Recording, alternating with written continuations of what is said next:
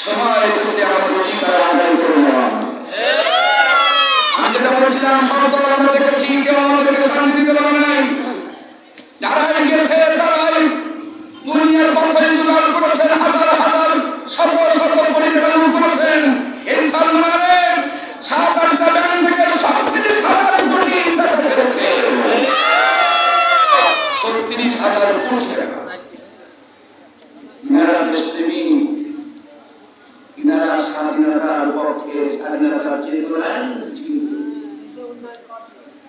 স্বাধীনতার চেতনায় চিন্তা এই ছাত্র জনতার হারে হারে বুঝাই দিবে।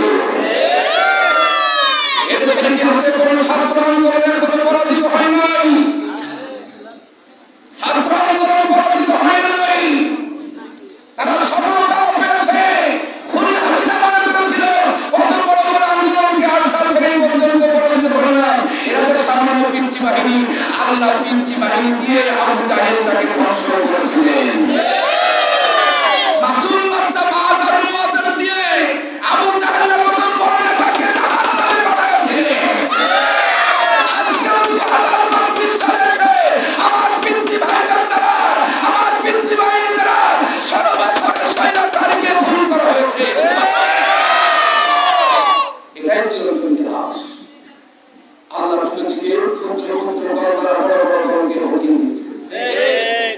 উনি মনে করেছেন পিঞ্চি বাহিনী আর কি করতে পারে,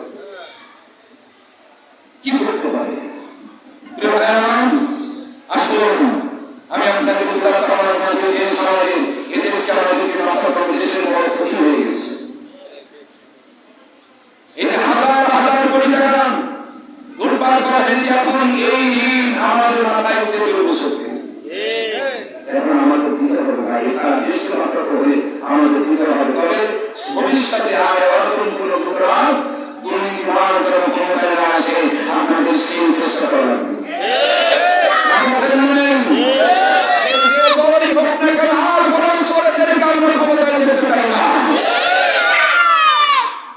যদি চুরি করেন, লম্পটি করেন, বদমাইশি করেন, আপনার মাংস পর্যন্ত কিন্তু খুঁজে পাওয়া যাবে না ইনশাআল্লাহ। আর এই দেশের জনগণ প্রতিবাদ করতে শিখেছে, এরা লড়াই করতে জানে, এরা মারতে জানে, এরা মরতে জানে। ঠিক না? আসল কোরআনের মূলগুলি আমাদের শিক্ষা দিয়ে গেলেন। মুসলমান কখনো জালিমের কাছে মাথা নত করে না। মুসলমান জীবন যার রক্ত পাবে, শহীদ পাবে, তারপরে আল্লাহর কোরআনের রাস্তায় হয়। আর এই রাস্তায় যারা জীবন দেয়, আল্লাহ রাব্বুল আলামিন বলেন, ওয়ালা তাহসাবান্নাল্লাযীনা কুতিবু ফী সাবিলিল্লাহি আমওয়াতা বাল আহইয়াউন ইনদা রাব্বিহিম ইরযাকুন। আল্লাহ বলেন, আমার রাস্তায় যারা জীবন দিয়েছে, শহীদ হয়েছে, আমরা কিছু কথা বলবো না, বরং তারা চিন্তা ইনদা রাব্বিহিম ইরযাকুন, তারা কিন্তু পরম্পরার সাথে সাথে তাদের স্রষ্টার পক্ষ থেকে, রবের পক্ষ থেকে তারা জিন্দা প্রাপ্ত হয়ে যায়, রিজিক প্রাপ্ত হয়ে যায়।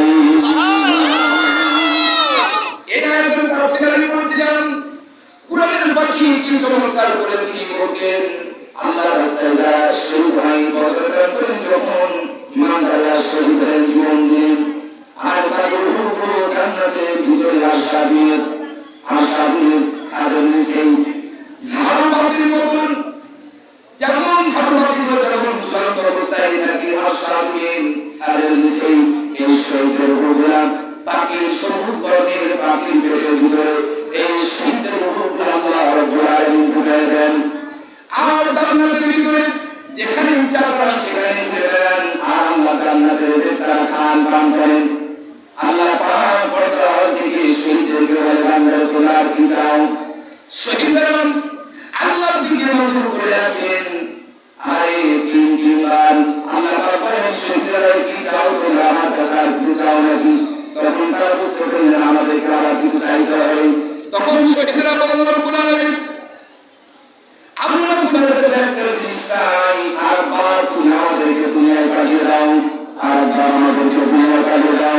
কাফেরের সাথে, জালিমের সাথে, শহীদের সাথে গোষ্ঠীর সাথে তাদের সাথে